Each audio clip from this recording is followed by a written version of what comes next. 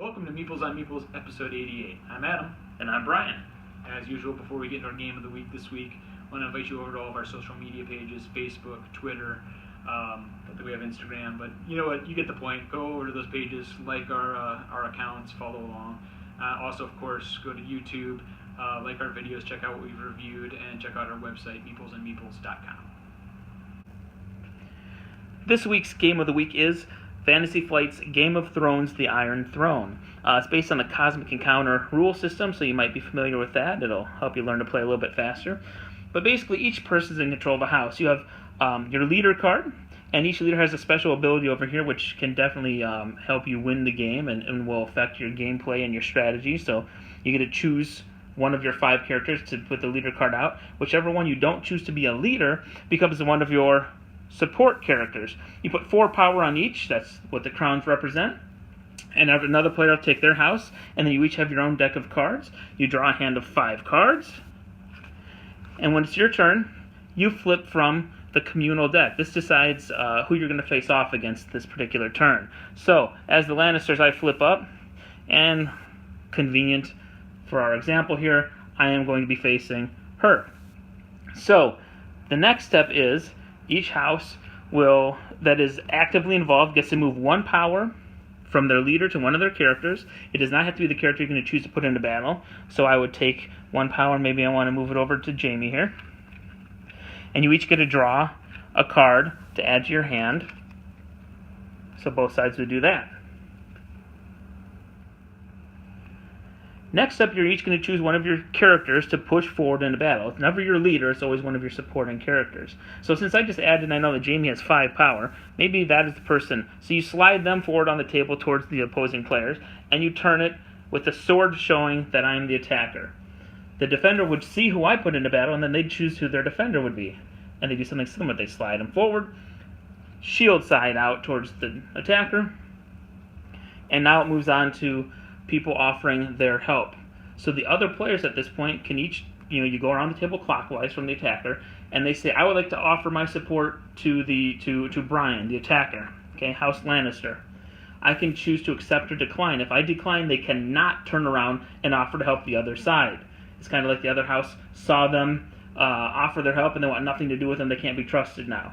The next player can then offer, if they want to help the attacker or the defender, that person would then either accept or decline, and you move on. And they would have to do the same thing. They push a character forward, and they would add those crowns to your crowns for power.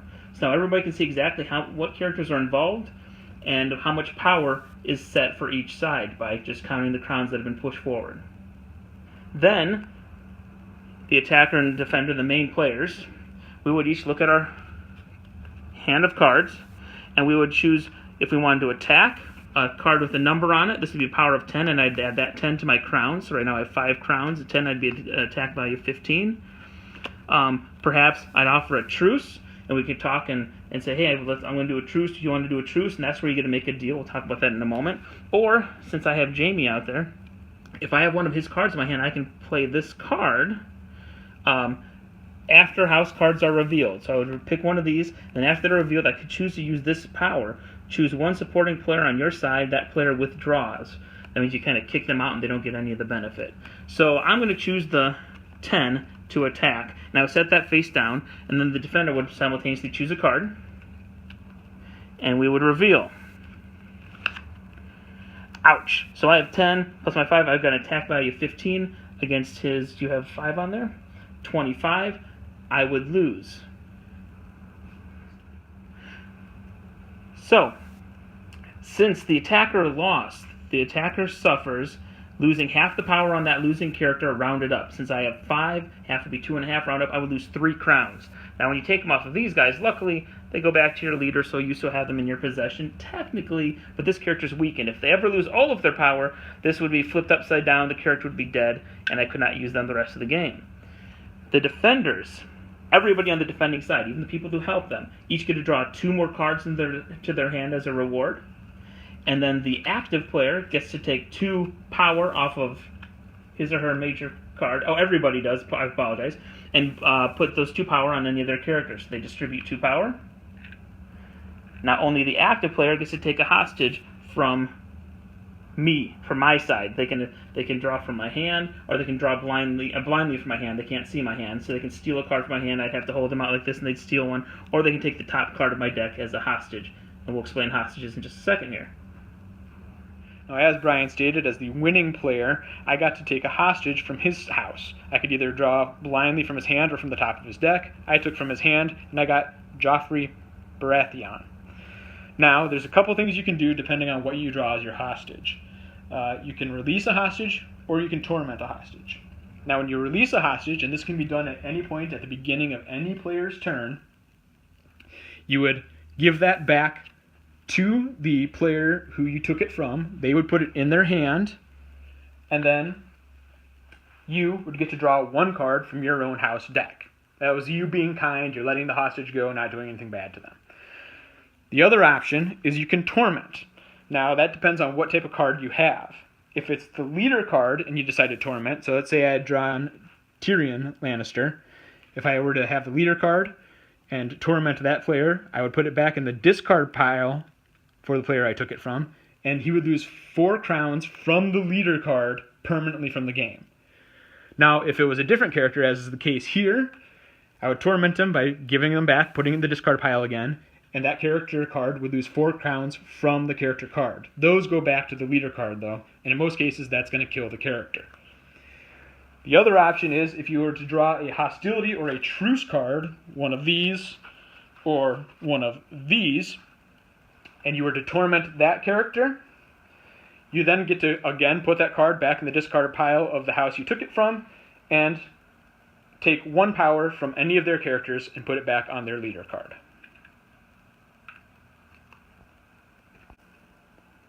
Now let's flip this. Let's say that the attacker had won.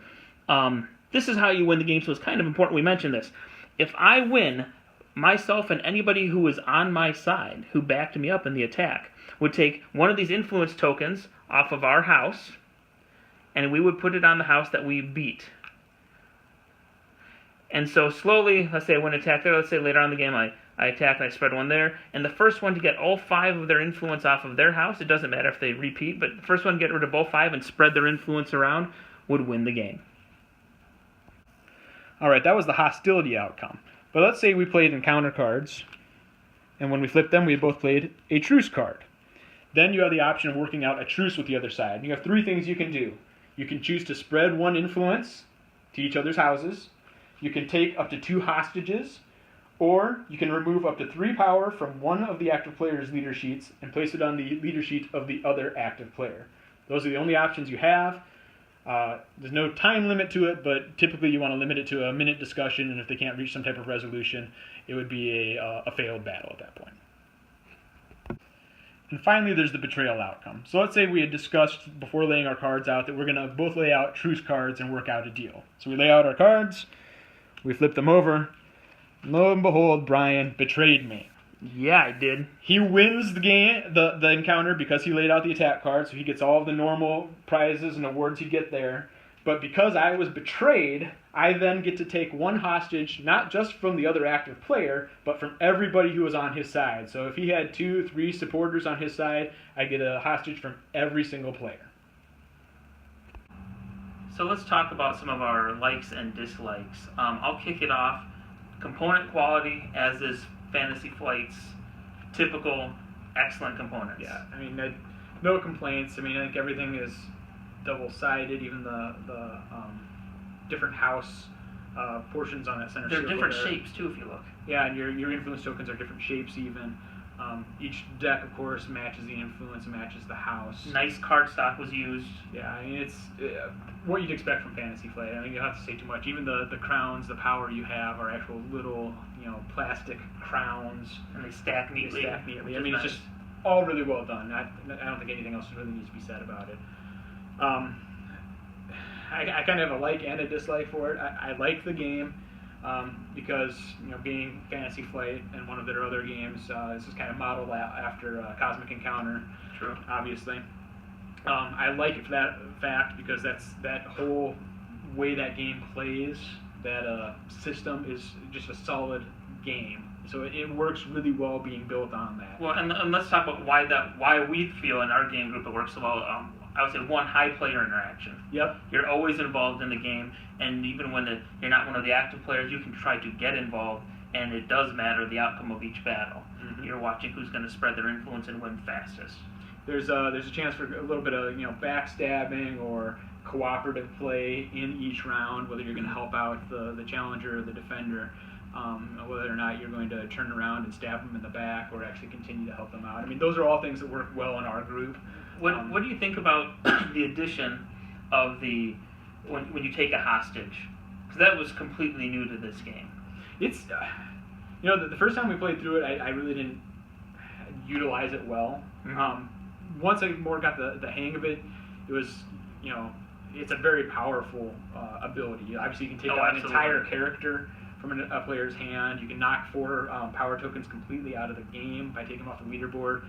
So I think that's a nice add-on. And going back to the player interaction, it's a great bargaining chip. Yeah. That, hey, if I torture this, you're gonna miss out. If you do this for me, I'll release this, and then in which case they get the card back to their hand or whatever. So it really adds that player interaction. It gives you just one more thing to kind of hold over their heads, and then you can backstab them. You don't have to do it anyway.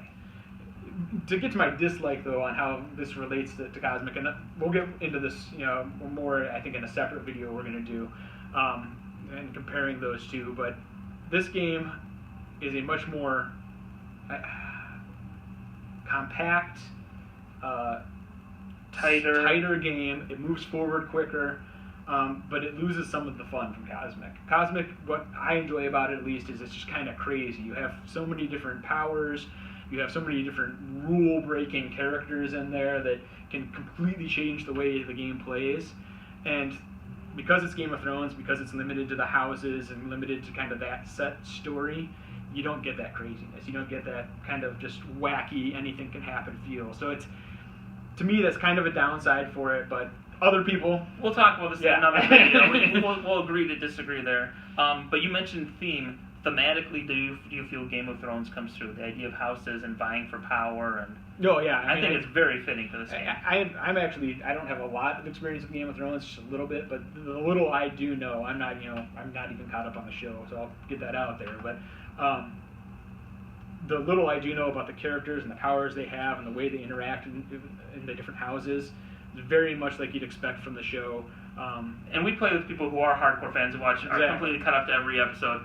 And they said, thematically, the characters' abilities and the way they would behave in the game is fitting. The house they were with. They may not actually be from that house originally, but because of different relationships within the story, they're now working with that house. So I think they spoke very highly as far as the theme goes for it.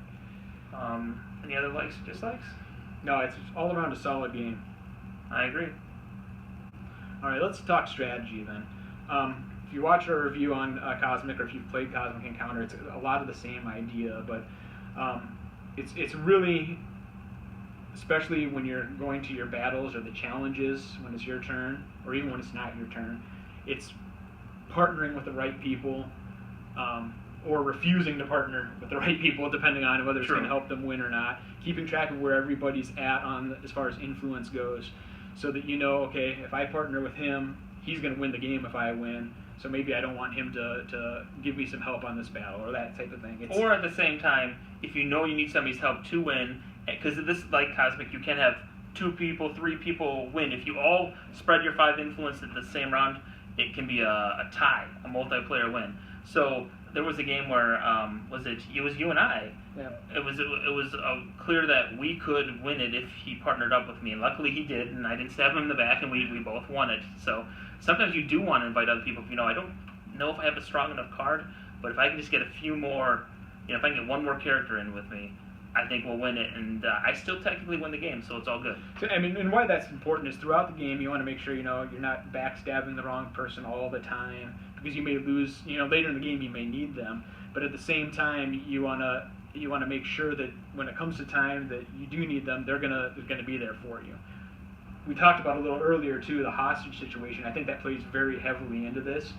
If you get hostages, maybe not torturing them or releasing them right away, because you can use them, as we said earlier, as a bargaining chip. You can say, all right, I got a hostage here. See how things play out. You could say, I have this hostage, join me or he's gone. you join me, I release him. You don't join me, we're going to torment him or torture him and be done with it. And then, of course, there's the typical kind of hand management, you know, when do I play this card or that card to the best of my character's abilities, because each character does, sometimes they can flip numbers, etc.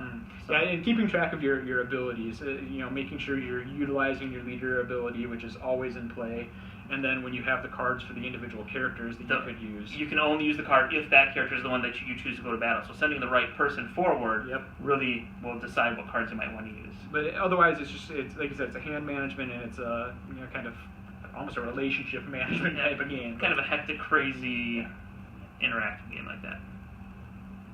So now we're at the review part of our video. We go from 1, it's absolutely terrible, 5, it's okay, 10 is it's amazing. I'll kick us off. I'm going to have to go a 9 on this. I mean, I really liked it. I love Cosmic, so coming in I knew about 75% of the rules, but I think there's enough new, fresh twists, some streamlining that, for me, make it a better, more solid game. Definitely a faster playing game, which always helps. On top of the great components, the theme is just oozing from this, like we mentioned, but it is an excellent, excellent game. It plays up to 5. But they did just release an expansion with 2 more houses, so now it can play kind of like Cosmic. The expansions add more houses, so you can play up to 7. I'm not sure I'd want to play with that many players personally. I think you might lose your quick game play at that point. I think 4 to 6 is probably the sweet spot. I think you can play 3, I believe that's on the box, but then it's going to be 2 against 1 almost every time if somebody chooses. At least with 4, you can have a little more. Each house has a chance of getting a player or whatever, but it plays really well with 4 and up, and an awesome game. I'd give it a 9. I'm only going to be a little bit lower, and I think it's because I gave Cosmic a 9, and I like Cosmic more, even though this is very similar. I'd give it an 8.5. Everything you said, the component quality, the playtime, it's a nice streamlined version of Cosmic. I mean, I think we finished it in 45 minutes typically when we went through it. Yeah, I mean, our first learning game, the hostage thing kind of threw us because we had to keep referring back to make sure we were doing it right, but even our first game was like maybe an hour 15, hour and a half. It's got all that going for it. It's got the whole Cosmic system, gameplay behind it. So it's a solid game all around. The theme comes through very well. It's just a lot of fun. Where it falls down for me is if I were given the choice between this and Cosmic, I'd pick Cosmic. I kind of like the craziness that Cosmic throws into it, into the mix that just isn't here. And don't get me wrong, like I said, the theme is great for this and it follows the theme well. It's missing a little bit of that fun factor for me. Okay, well, fair enough. So there you have it, Game of Thrones, highly recommended. Even if you have Cosmic, perhaps consider putting this in your collection because they're different enough. So please do check it out and like and subscribe to our videos.